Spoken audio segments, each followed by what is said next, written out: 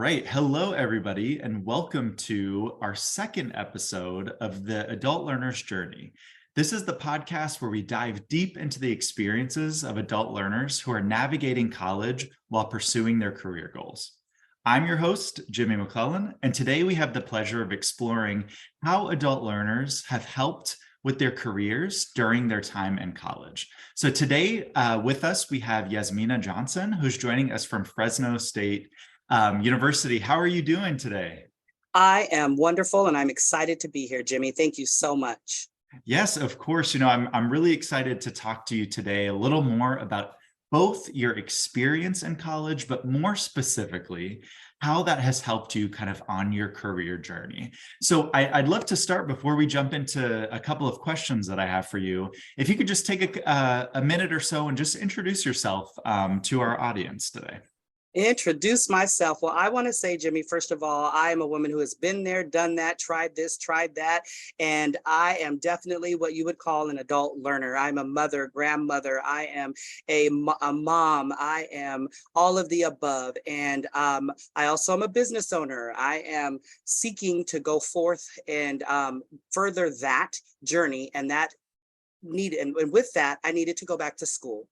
And so I'm also a student at Fresno State. I'm Bulldog proud, and that's who I am. And I'm a psych major, and I'm super excited to be here and to just talk about this journey that I've been on.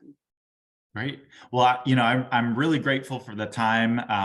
Just you listing out all of your responsibilities, both personal and professional. I'm just grateful to have this time with you today to learn a little bit more about your experience. So as we're getting started, you mentioned being a business owner as well as having personal commitments with family. I recognize that balancing academic responsibilities with those career commitments can sometimes be challenging for anybody, but especially for adult learners.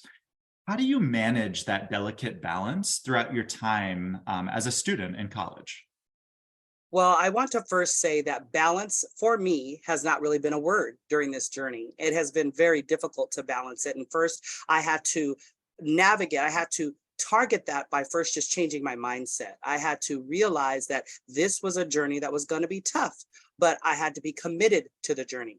And I had to, no matter what came my way. And so the way I balanced it truly was first by changing my mindset, by just accepting what was on my plate and just taking it one step at a time, accepting the things that I don't know the answers for, accepting that I don't have all the answers and that I need help.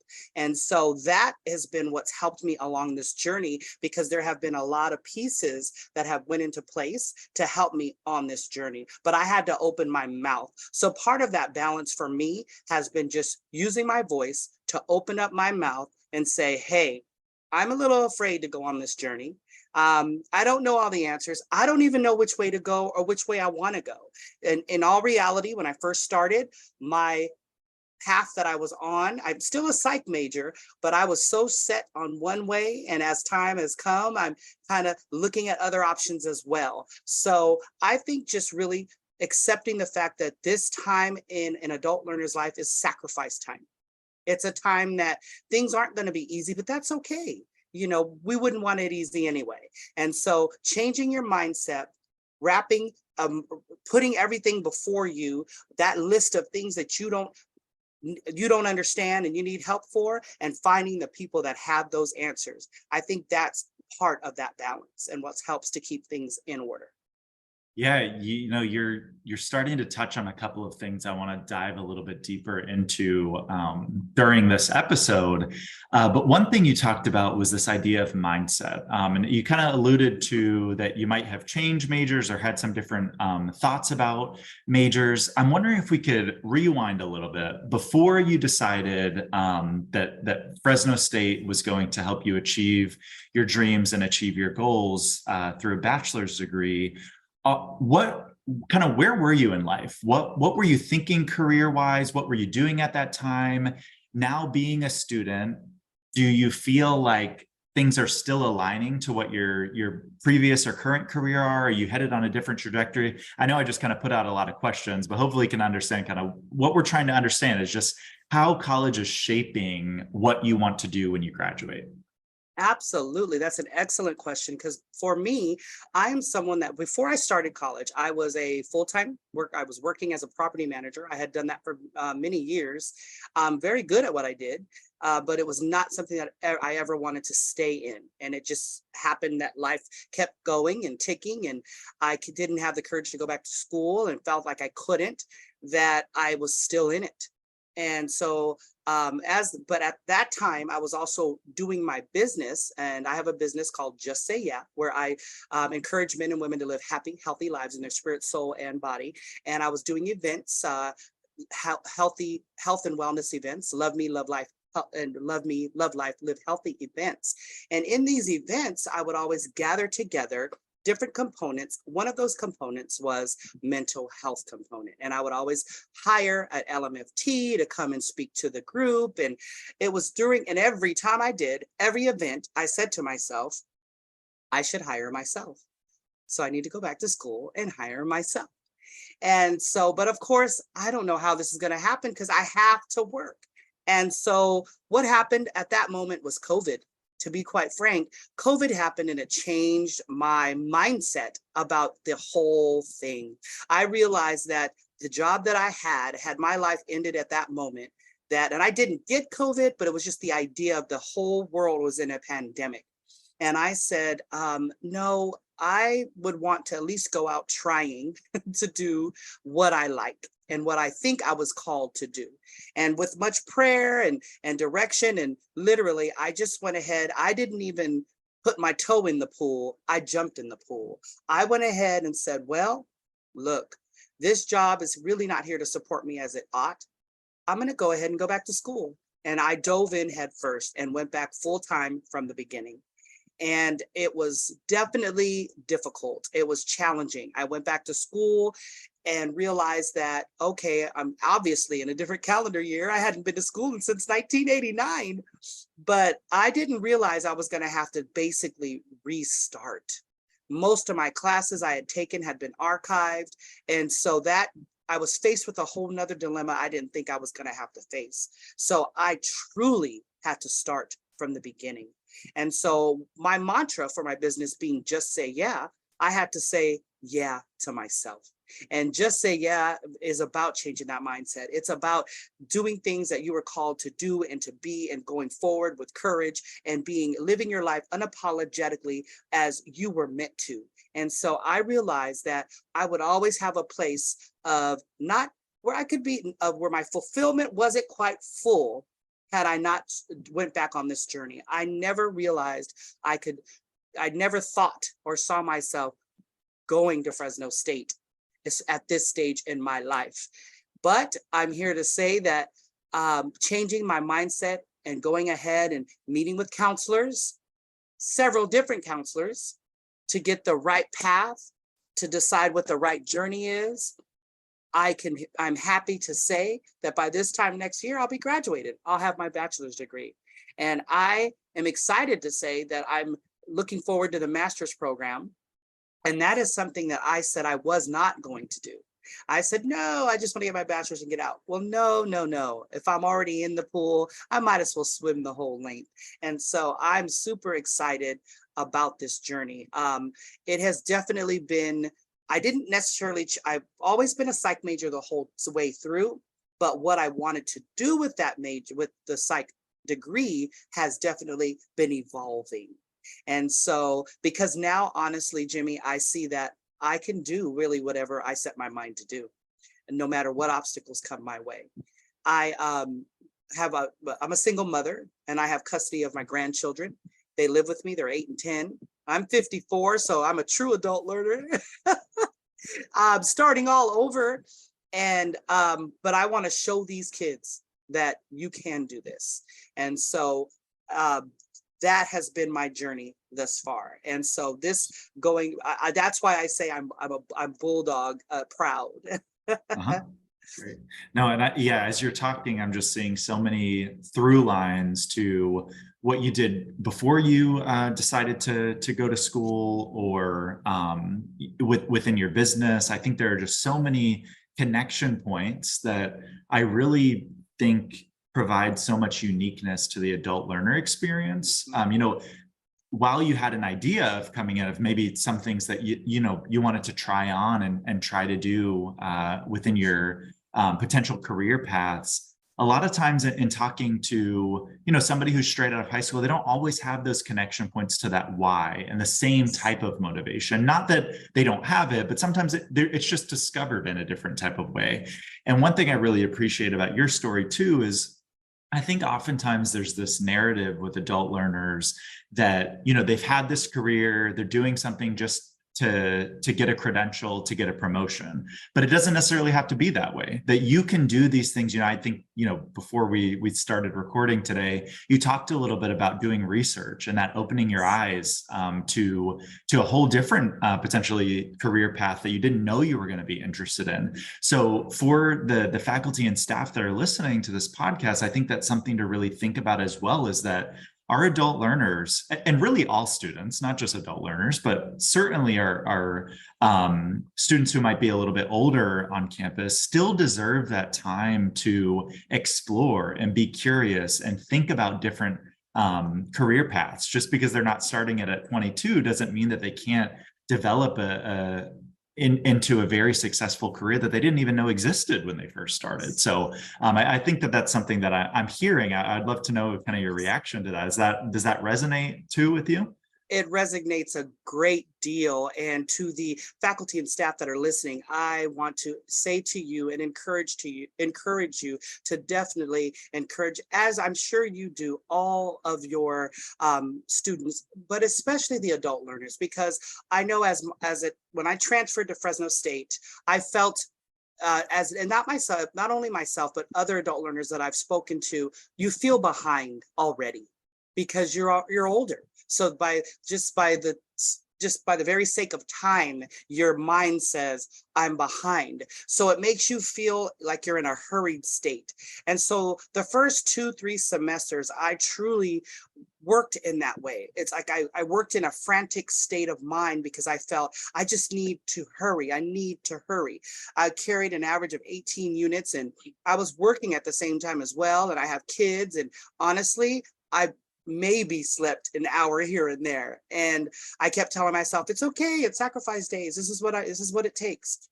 But I had to realize the last 2 semesters that I had that no, I can still go forward, bring it down to maybe 12 to 14 units, and I can still reach my goal. I don't need to be rushed. Again, I had to change my mindset and I had to just reach out. And so I want to applaud the faculty and staff, my professors, that took that time when I would stop and ask questions. They always took the time to encourage, always took the time to direct me, always took the time to answer my questions. And that little bit is so much. It's such a great deal.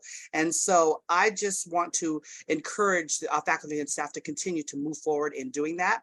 I have been really blessed with a research opportunity, and I'm currently on, and it's called Embrace. And we are dealing with and studying preterm birth rates, mortality rates, the health and well-being of mothers who are giving birth, who are pregnant.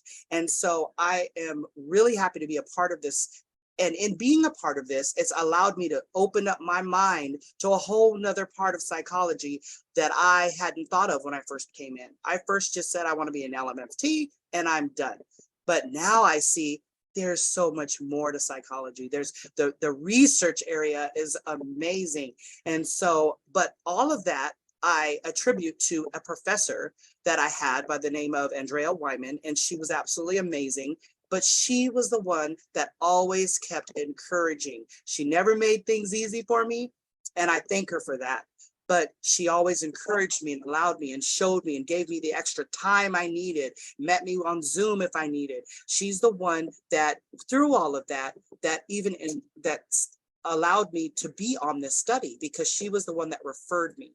And with all that interaction that I had with her, it allowed her to see that side of me, that allowed her to know that I would be good for this study. And so all of that I say to say, it was because of that one-on-one time, the interaction, that extra encouragement, that adult learners need that. because there's already enough in your mind thinking, oh no, I'm behind. Can I really do this? Even as you're doing it, those things try to seep back in. So it's nice to have that encouragement. And not only from Professor Wyman, but I had this encouragement from many of the faculty and staff at the like Dean Meyer and different ones in the Psi Chi Club or the PALS group or OBSS or just the different groups that were encouraging me.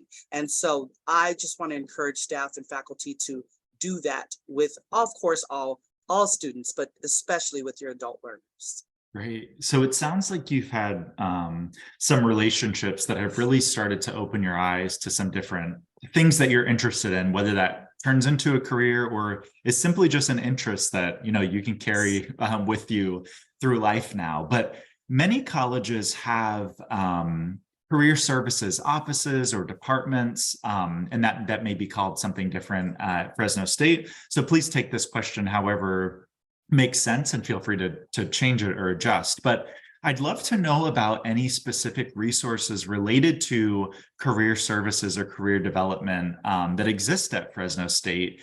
And if you've had some that have been, whether those are conversations or actually sitting down with somebody who, their job is to help students find careers that are interesting to them. What type of support you found most beneficial in guiding you toward what are some potential career goals or avenues for you now? Absolutely, definitely. I know, like you said, different universities have different names, but at Fresno State, we have our PALS group, and that is definitely an adult learner group that we have at Fresno State. And the Office of Black Student Success is another group that is really has been helpful for me. There's also been the College of Science and Mathematics, and the resources there, the counseling there has been amazing as well. And it has been absolutely wonderful. We also have a career center at Fresno State that I have had, that help you with doing your CVs, your resumes, helping you to be job ready, answering your questions, a writing center that has helped with making sure that, we have our writing just right, that we have our resumes looking like they need to be right and tight. And so it has been, and I've utilized them all. I don't know everything at all. And I truly want to do my best. And the very least I can do is access the resources available. I personally feel it's very important. If I could do and be at everything, I honestly would, Jimmy. And I truly would. It's just, I physically can't. And sometimes it just, but conflicts with school or with classes or work. But if I could, I would. But when I can, I do. And I think that's so important. And Fresno State does a really good job in informing and letting us know what's available and letting us know what's available to us, so that way we can have access to it. And I attribute my success, and I say success because I'm a straight A student. But I say success because not only just for being the straight A's, but just because of all the other things I've had to deal with regards to school. And it's almost as if the school part's the easy part. But it's all the resources that I know I have access to at any time that has helped this journey. I never feel alone. And I know with universities offer so many resources, more than most students can even attend or be a part of, even during their 4+ years at the institution. I'm wondering, when you talk about career services, and you talked about a couple of other groups that might have helped with understanding more about resumes or career options or networking or things like that.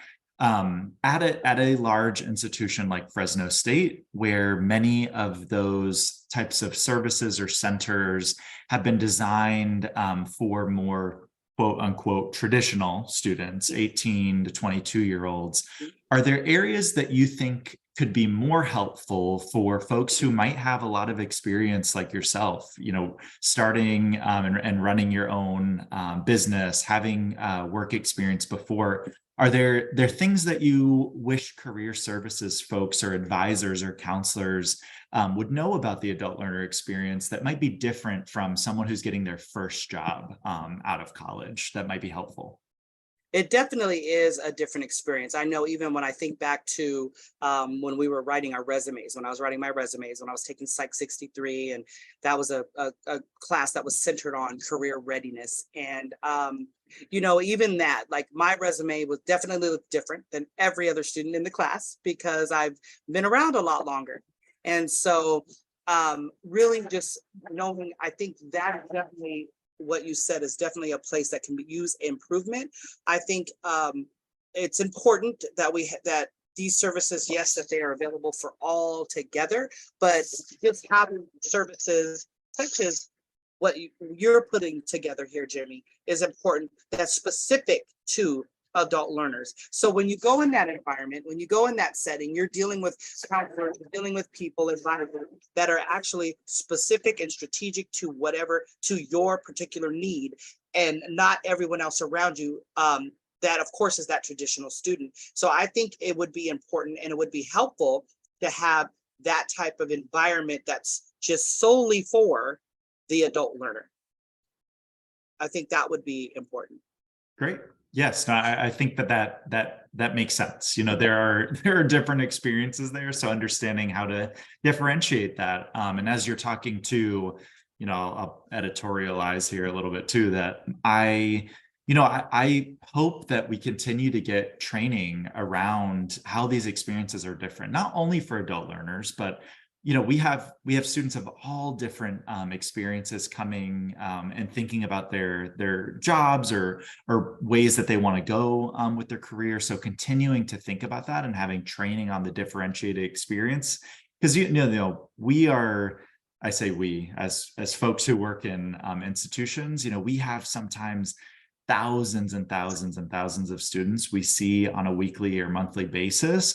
So it feels sometimes like, here's the template for a resume, here's the template for a cover letter, and that makes our jobs quicker and efficient, but that doesn't always provide the content that specific students need. Yes, that can serve as kind of like a template, but that doesn't mean that that's the only way to write a resume or only way to help students get jobs. So I appreciate that. I think that that's something that we can continue to keep in mind as we're developing different programs and talking to students, especially who come with very different experiences. That it provides a minute to pause and think about where they are in their journey and how we can best support them. So I appreciated that.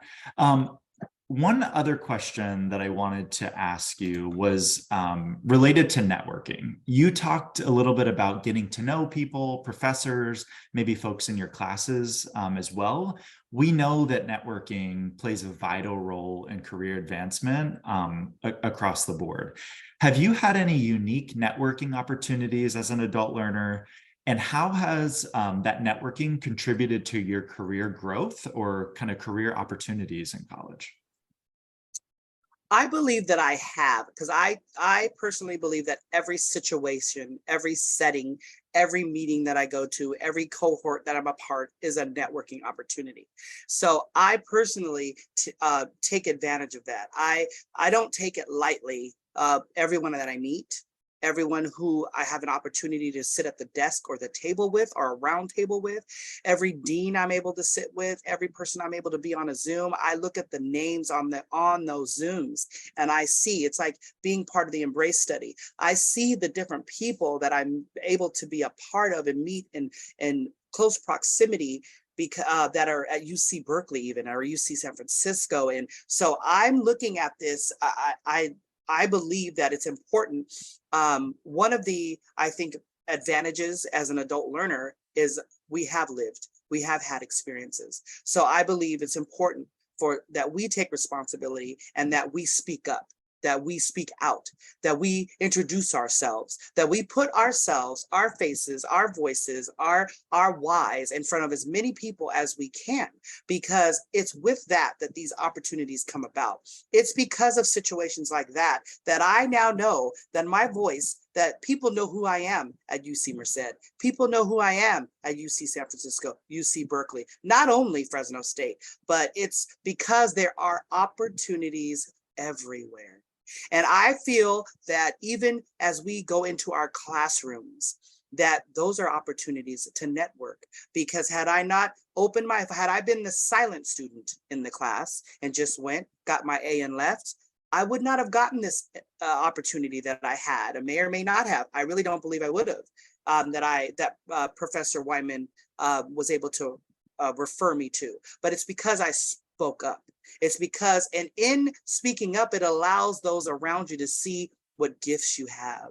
It allows them to see how you articulate. It allows them to see how you interact. And for those who are shyer, I just happen not to be shy, but there are those that are, it helps you to work that out. It helps you to get comfortable in front of people. It helps you to learn to talk. So I have to say, as it relates to the networking, nothing just came and knocked on my door. I had to step out, but I will say this: in stepping out, I was never shunned. I was never pushed away. I was always welcomed with open arms. So networking is key. Everyone you meet is someone that's going to be of benefit at some point in your life, whether we realize it or not. Even if you don't necessarily meet them again, just the energy that it creates. And so who you are is what you will attract. And so that is how I feel. That is how I live.